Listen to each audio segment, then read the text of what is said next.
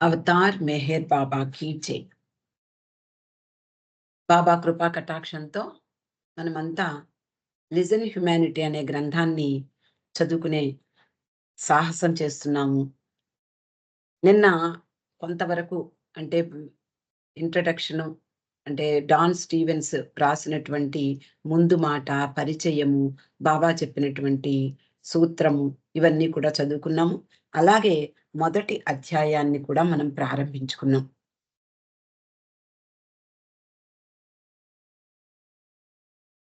ఈ అధ్యాయంలో మెహరాబాద్ గురించి, మెహరాబాద్‌లో అక్కడ ఆ ప్రత్యేకత గురించి, బాబా ఇచ్చేటటువంటి ఆ సహవాస కార్యక్రమం గురించి పరిచయం చేశారు డాన్ స్టీవెన్స్. భారతదేశం అవతార పురుషులకు, సిద్ధులకు, యోగులకు, ఋషులకు ప్రసిద్ధిగాంచిన నేల. అటువంటి అద్భుతమైనటువంటి భారతదేశంలో కూడా ఎక్కడో మారుమూల ఆరంగాం గ్రామ సమీపంలో ఉన్నటువంటి మెహరాబాద్ అనే ప్రాంతంలో బాబా ఇస్తున్నటువంటి ఆ సహవాస కార్యక్రమం, తన ప్రేమికులకు తన సహవాస భాగ్యాన్ని ఇచ్చేటటువంటి ఆ కార్యక్రమాన్ని గురించి ఆయన మనకి పరిచయం చేశారు. భారతీయులు నిజానికి అది భారతదేశమే పుణ్యభూమి. ఆధ్యాత్మికతకు నెలవైనటువంటి ప్రదేశం. అలా అవతార పురుషుని సాహచర్యం లభించాలి అంటే అనేక జన్మలలో ఏ ఒక్క జన్మలలోనో సిద్ధిస్తుంది. అది తమ కలల పెన్నిధిగా భావించేవాళ్ళు భారతీయులు. ఇక ఈ రోజు విషయానికొస్తే డాన్ స్టీవెన్స్ చెప్తున్నారు. వీళ్ళందరూ కూడా అంటే ఆ రోజు మొదట వచ్చినటువంటి వాళ్ళు 200 మందికి పైగా ఉన్నటువంటి తొలి బృందం. వాళ్ళందరూ ఆ మహనీయుని సహవాసంలో వారం రోజులు గడిపి తిరిగి వెళ్ళిపోయాక మరో 200 మందితో కూడిన రెండవ బృందం వస్తారు. ఆ విధంగా వారం రోజులకు ఒక జట్టు చొప్పున 4 ప్రధాన భాషలు మాట్లాడేటటువంటి ప్రజలు అక్కడికి వస్తారు. ఆ భాషలు ఏమిటి అంటే గుజరాతీ, తెలుగు, హిందీ, మరాఠీ. అందరూ కూడా అంటే ఒక్కొక్క భాషా ప్రాంతం వాళ్ళందరూ ఒక్కొక్క వారం గడిపి వెళ్ళిపోతూ ఉంటారు. మరో వారం మరో భాషా ప్రాంతానికి చెందినటువంటి ప్రజలు వస్తూ ఉంటారు. వీళ్ళందరూ కూడా బాబా ఎన్నుకున్న వాళ్ళు మాత్రమే. బాబా అంగీకరిస్తేనే వాళ్ళు అక్కడికి రాగలిగారు. అలా ఒక్కొక్క వారం భగవంతుని సన్నిధిలో గడిపి పునీతులై తిరిగి వెడుతూ ఉంటారు. సహవాస కార్యక్రమంలో పాల్గొనేందుకు అనుమతి కోరుతూ వచ్చే ఉత్తరాలకు అంతు లేదు. మొట్టమొదట బాబా 150 మంది మాత్రమే ఇక్కడ వసతి సౌకర్యాలు సరిపోతాయి అంటూ అంతవరకు మాత్రమే రమ్మన్నారు. కానీ ఆయన వల్ల కాలేదు. కాదు, లేదు అని చెప్పలేరు బాబా కరుణామయుడు. కాబట్టి మేము వస్తాము బాబాని సహవాస కార్యక్రమంలో పాల్గొనే భాగ్యాన్ని ప్రసాదించు అంటూ అనేక మంది అనేక రకాలుగా ఉత్తరాలు వ్రాస్తూ ఉన్నారు. వాళ్ళెవ్వరికీ కూడా బాబా లేదు, కాదు అని చెప్పలేకపోతున్నారు. ఈ కార్యక్రమం ఏర్పాట్లు చేసేటటువంటి మండలి వారు ముఖ్యంగా పెండు మొదటి నుండి కూడా అతడు సణుగుతూనే ఉన్నాడు. బాబా ఒప్పుకోరు. వాళ్ళు వస్తాము అంటే కాదు అనలేరు. కాబట్టి ఈ వారం రోజుల్లో వచ్చేటటువంటి సంఖ్య అపరిమితంగా పెరిగిపోతూ ఉంటుంది. అతని బాధంతా ఏమిటి? వాళ్ళందరికీ సౌకర్యాలు చేకూర్చాలి. వాళ్ళందరికీ భోజన వసతులు సమకూర్చాలి. ఇదే అతని యొక్క సమస్య. ఇప్పటికే మొదటి జట్టులో 200 మందికి మించిపోయారు.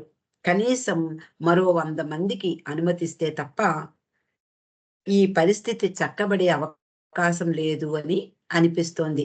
ఇది డాన్ స్టీవెన్స్‌కి అనిపిస్తోంది. పెండుకి అనిపిస్తోంది. వచ్చే వారంతా ఉండడానికి రేకుల షెడ్డు నిర్మించడంలోనూ, భోజనాలకై సరుకులు తెప్పించడంలోనూ, వాళ్ళు నిద్రించడానికి పరుపులు తెప్పించడంలోనూ మండలి సభ్యుడైనటువంటి పెండు మొదటి నుండి సతమతమవుతూనే ఉన్నాడు. అప్పటికే వచ్చిన వారందరూ కూడా, అంటే అంతకు ముందు, ఒకరోజు ముందు లేదా తర్వాత వచ్చిన వాళ్ళందరూ కూడా ఆనందంగా మర్నాటి నుండి బాబా యొక్క సహవాసం ప్రారంభమవుతుంది అనేటటువంటి ఆనందంలోనే వాళ్ళు తలమునకలవుతూ ఉన్నారు. మరి ఇతని సమస్య వాళ్ళకెందుకు పడుతుంది? వాళ్ళందరికీ ఏదో వసతి వచ్చింది. అలాగే పడుకునేందుకు జాగా ఇచ్చారు, పరుపులిచ్చారు. బాబా ముఖ్యంగా ప్రతి విషయాన్ని ఆయన పర్యవేక్షించేవారు. మండలి వాళ్ళ మీద వదిలేవారు కాదు. మండలి వాళ్ళు ఆయన ఆదేశాలను అనుసరించి చక్కగా నిర్వర్తించిన వాళ్ళ విధులను నిర్వర్తిస్తున్నప్పటికీ కూడా బాబా వెనకాతలే ఉండి సహవాస కార్యక్రమాల్లో ఎలాంటి పొరపాట్లు లేకుండా ప్రతి విషయాన్ని ఆయన పర్యవేక్షించేవారట. మనకి ఎన్‌వివి సత్యనారాయణ గారు చెప్తూ ఉంటారు. బాబా మొట్టమొదటే అలా వెడుతూ భోజన ఏర్పాట్లు చూసేవారు. మా బాత్రూముల్లో కూడా వెళ్ళి అక్కడ కుక్కెం లేకపోతే వీళ్ళు ఎలా స్నానం చేస్తారు? టవల్ ఎక్కడ పెట్టుకుంటారు? అని కూడా మా మండలి వారిని హెచ్చరించి, ఆ తర్వాత ఆ పనులను పూర్తి చేయించేవారట. అటువంటి అద్భుతమైనటువంటి ఆ సహవాస కార్యక్రమాల్లో పాల్గొనేందుకు వచ్చినటువంటి వాళ్ళందరూ కూడా ఎంతో ఆనందంగా, హాయిగా ఇటు అటు తిరుగుతున్నారు. వాళ్ళు వాళ్ళ ముఖాలలో ఆనందం తాండవిస్తోంది. చిరునవ్వులు చిందిస్తూ ఒకరినొకరు పలకరించుకుంటూ తిరుగుతూ ఉన్నారు. వాళ్ళందరికీ ఈ పెండు సమస్య పట్టలేదు. ఒకే భాష మాట్లాడే వాళ్ళందరూ కూడా అక్కడికి వచ్చినప్పటికీ, వాళ్ళందరి వస్త్రధారణ ఒకే రీతిలో లేదు అంటున్నాడు డాన్ స్టీవెన్స్. మరి ఒకే భాషకి పరిమితమైనప్పటికీ కూడా, ఆ ప్రాంతాల్లో ఉండేటటువంటి ప్రజలు అనేక రకాలైనటువంటి వస్త్రాలు ధరించడం మనకు ఇప్పటికి కూడా కనిపిస్తూనే ఉంటుంది. అక్కడికి వచ్చినటువంటి వాళ్ళందరినీ కూడా చూస్తూ వాళ్ళని వర్ణిస్తున్నాడు. కొందరు తెల్లని ధోవతులు అంటే పంచెలు ధరించారు. కొందరు నేలపై జీరాడే తెల్లటి ప్యాంట్లు ధరించారు. మనము ఒక్కసారి ఆహ్, 50ల్లో లేకపోతే 60ల్లో ఒకసారి సినిమాల్ని గుర్తు తెచ్చుకుంటే అందులో హీరోలు పెద్ద పెద్ద తెల్లటి ప్యాంట్లు కిందకి బాగా కిందకి వ్రేలాడేగా, నేలపై జీరాడేలాగా ఉంటాయి. అలాగే కొందరు పొడవాటి వేలాడే వస్త్రాలను ధరించారు. అంటే పైనుండి కింద వరకు రోబుల్ లాంటి వస్త్రాలు ధరించారు. ఎక్కువ మంది యూరప్ దేశస్థుల వలె ప్యాంట్లు ధరించారు. అప్పటికే మన భారతదేశంలో ఇంగ్లీష్ వాళ్ళ ప్రాబల్యం అధికమైంది. స్వతంత్రం వచ్చినప్పటికీ కూడా కొన్ని కొన్ని అలవాట్లు మానలేక ఇప్పటికి కూడా మనము పాటిస్తూ ఉంటాం.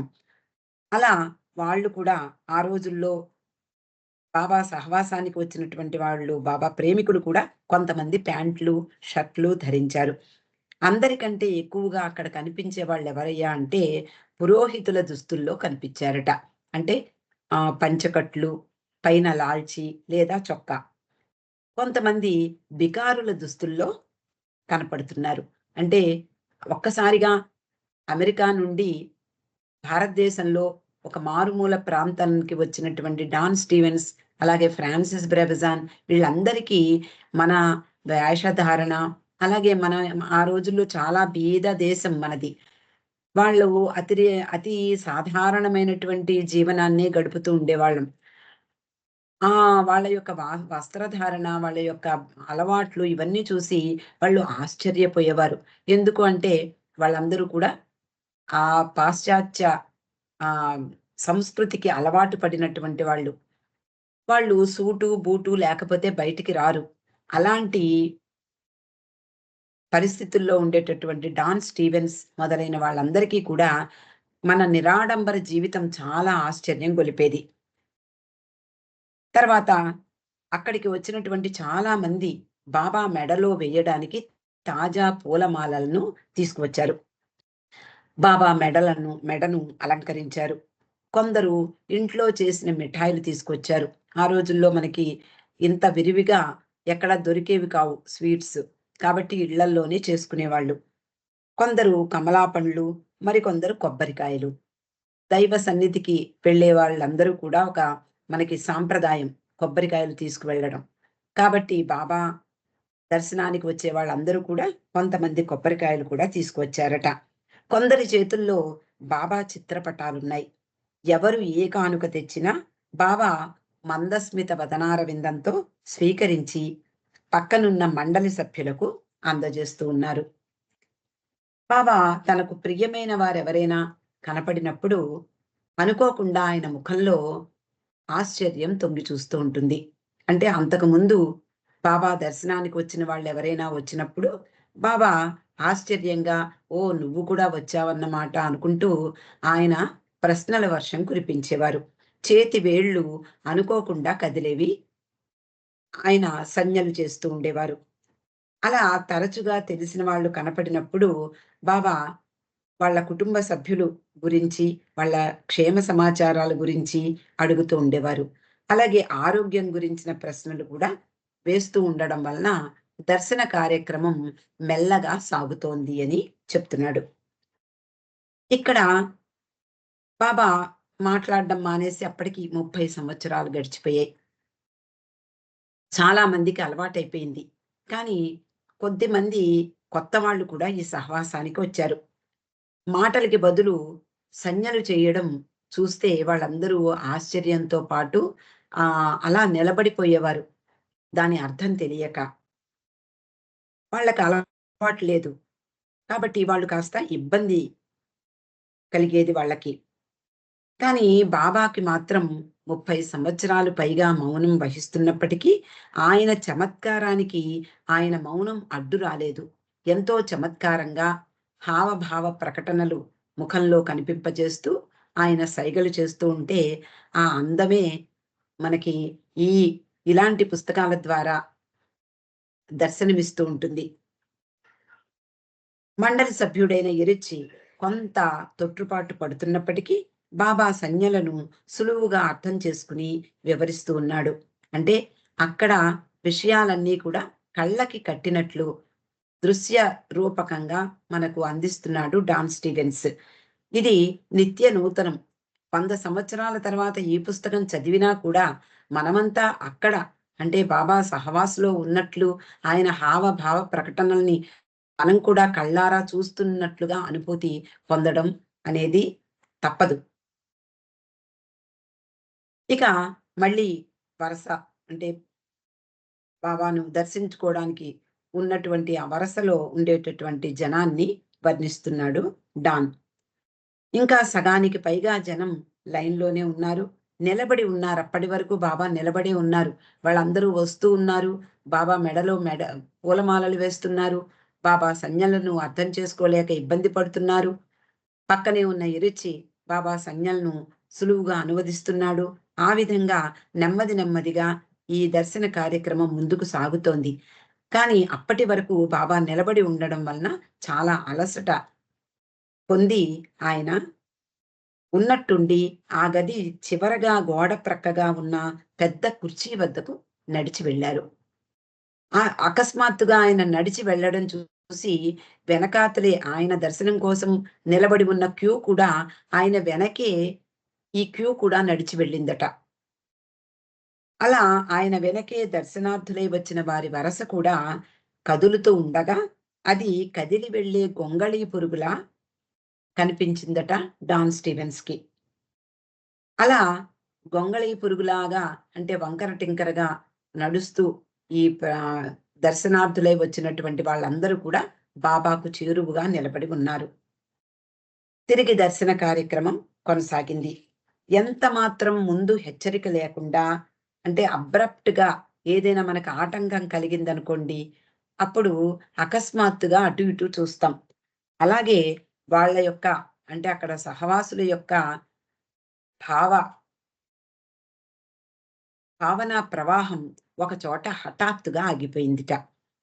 గదిలో అందరి దృష్టి ముఖం చిట్లించి ఉన్న బాబా పైన, ఆయన ఎదుట భయపడుతూ, కంగారు పడుతూ ఉన్న వ్యక్తి పైన కేంద్రీకరింపబడింది.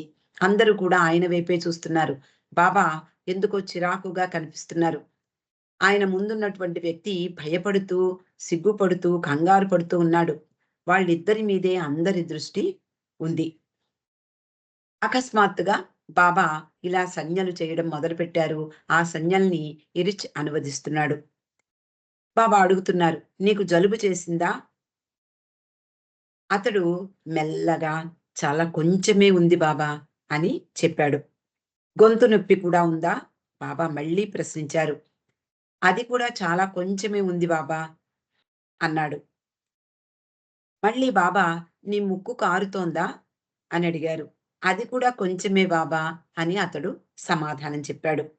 అప్పుడు బాబా అంటున్నారు, "ఈ పరిస్థితుల్లో బాబాని ఆలింగనం చేసుకుని, నీ జలుబును ఆయనకు అంటించదలిచావా?" అని గట్టిగా అడిగారట. అప్పుడు అతడు ఒక్కసారిగా, "లేదు బాబా లేదు. నాకా ఉద్దేశం లేదు" అంటూ భయపడుతూ చెప్పి, తన మరి దర్శనం కోసం క్యూలో అంతసేపు నిలబడి, తీరా దర్శన సమయానికి బాబా ఇలా అనేటప్పటికల్లా పాపం అతడు చిన్నబుచ్చుకున్నాడు. అతని మనోభావాలు దెబ్బతిన్నాయి. "లేదు బాబా లేదు" అంటూ వెనక్కి తిరిగాడు అతడు. అలా వెళ్ళిపోతుండగా అంతలో బాబా ముఖంలో అంతకు ముందున్నటువంటి చిరాకు మాయమైపోయింది. చక్కటి చిరునవ్వు వెన్నెల వెన్నెలలా కనిపించింది. సున్నితంగా సంజ్ఞలు చేయసాగారు. అతనితో చెప్తున్నారు బాబా, "రేపు ఈ పాటికి నీ జలుబు తగ్గిపోయి, రాబోయే వారితో కలిసి నువ్వు నన్ను దర్శించుకోవచ్చును" అన్నారు. హ్మ్. దానితో అంటే బాబా ఇచ్చినటువంటి ఆ అభయ అభయంతో అతని మనసు కుదుటపడి ఉంటుంది. తిరిగి క్యూ ముందుకు కదలాడసాగింది. తిరిగి ఆ ప్రదేశంలో ఎక్కడ చూసినా ప్రేమ భావావేశం, ఆ ప్రవాహం పొంగి పొర్లుతోందా అన్నట్లుగా కనిపించిందిట డాన్ స్టీవెన్స్‌కి. ఆ గదిలో సన్నగా గుసగుసలు వినిపిస్తున్నాయి. లోతైన భావోద్వేగంతో కూడిన కదలికలు అక్కడంతా కూడా నిండిపోయి ఉన్నాయి. అక్కడి మానవుల్లోని భావాలు త్వరగా మారిపోయే నాటకంలోని పాత్రల వలె ముందు నుండి వెనక్కు, వెనక నుండి ముందుకు సాగుతూ ఆ ప్రేమ హృదయాన్ని అంటే ప్రేమ హృదయము అనే వీణను మీటుతున్నాయా అన్నట్లుగా కదలాడుతున్నాయట అక్కడి వాళ్ళందరి మనోభావాలు కూడా. అంటే ప్రేమ ప్రవాహం పొంగి ప్రవహిస్తోంది. మందస్మిత వదనార విందంతో బాబా అందరికీ దర్శనమిస్తున్నారు. అందరూ దర్శనం చేసుకున్న వాళ్ళు మళ్ళీ వచ్చి కూర్చుని అక్కడ బాబాని తదేకంగా చూస్తూ ఉన్నారు. అక్కడ భావావేశం అంతా ప్రవహిస్తూ ఉంది. ఆ భావావేశ ప్రవాహంలో వీళ్ళందరూ కూడా మునిగిపోతూ ఉన్నారు. వరుస క్రమం పూర్తయిపోయింది. చిట్ట చివరి వ్యక్తి బాబా దర్శనము, ఆలింగన భాగ్యాన్ని పొందిన తర్వాత బాబా ఇలా సంజ్ఞ చేయడం మొదలుపెట్టారు. గదికి వెనుక వైపు వ్రాయబడిన ఆదేశాలను మీరందరూ చదివారా? అని అడిగారు. చాలామంది చదివినట్లు తల ఊపారు.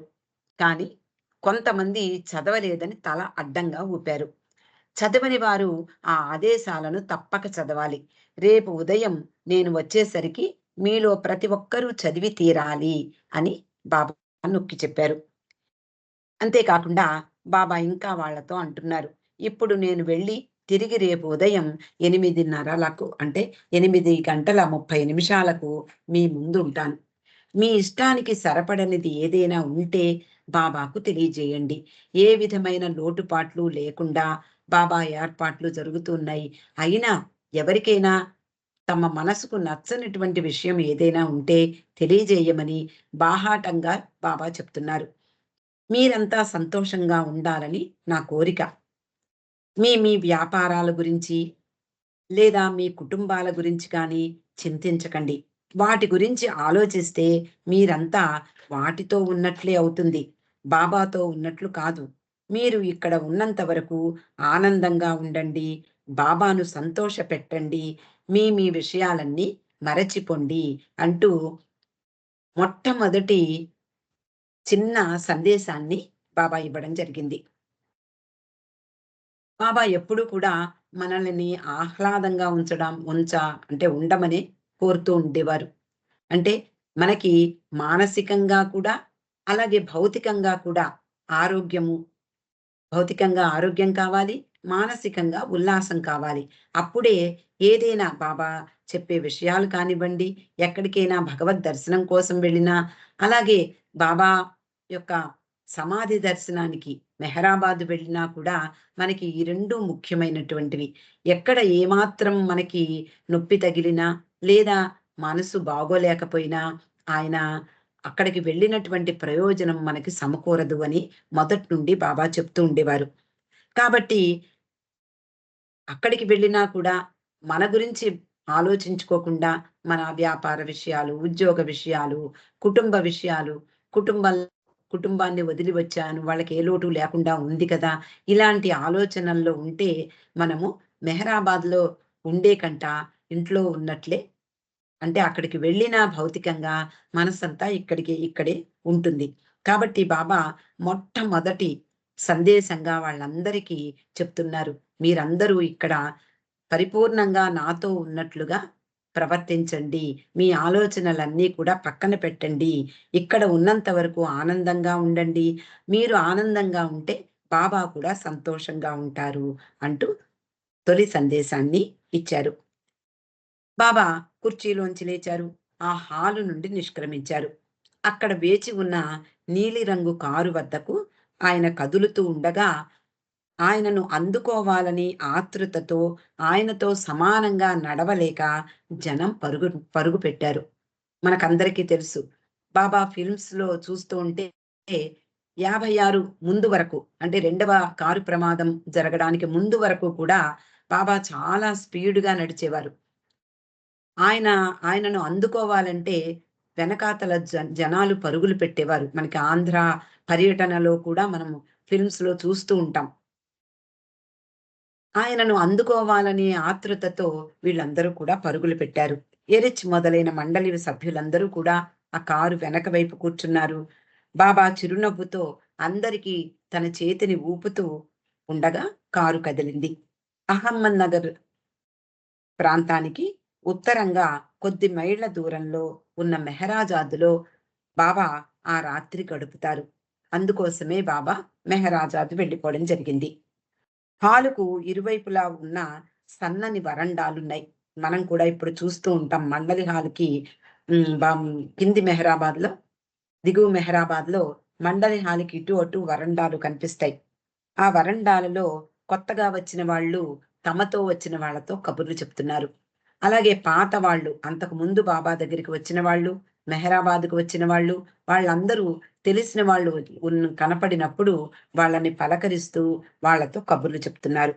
ఆ హాలు నందు బాబా పడక కుర్చీకి ఎదురుగా ఉన్న ఒక చిన్న గుంపు బాబా ఆదేశాన్ని పాటిస్తూ సహవాస కార్యక్రమ ఆదేశాలను చదువుతున్నారు. అంటే బాబా ఇందాక చెప్పారు. ఈరోజు చదవకపోయినా రేపు నేనొచ్చేసరికి మీరందరూ కూడా ఆ ఆదేశాలను చదవవలసిందిగా కోరుతున్నాను అన్నారు.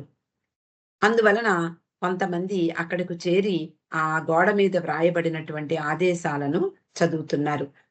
ఒక వ్యక్తి తనదైన వింత ధోరణిలో తన తోటి స్నేహితునితో కొంచెం గొప్పగా చెప్తున్నాడు. ఈ ఆదేశాలను జాగ్రత్తగా చదివి మనం అర్థం చేసుకోవాలి సుమా అంటూ మొదలుపెట్టాట.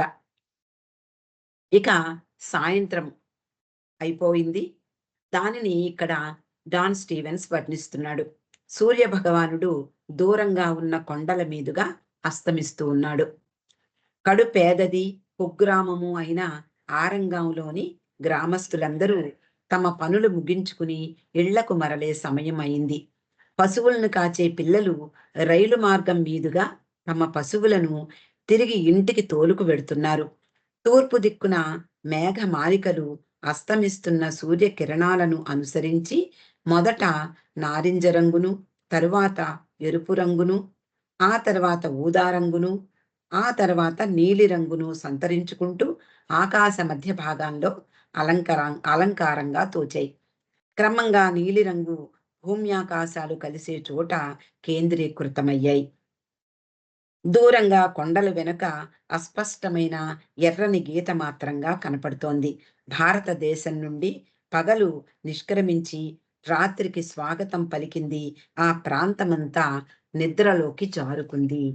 ఇది ఆ సూర్యాస్తమయాన్ని స్టీవెన్స్ వర్ణించినటువంటి ఆ ధోరణి ఎంతో అందంగా ఉంది. ఇక ఇది మొదటి అధ్యాయం పూర్తయింది దీంతో. 'అవతార్ మెహర్ బాబాకి జై'. జై బాబా. జై బాబా లక్ష్మి గారు. జై బాబా అండి.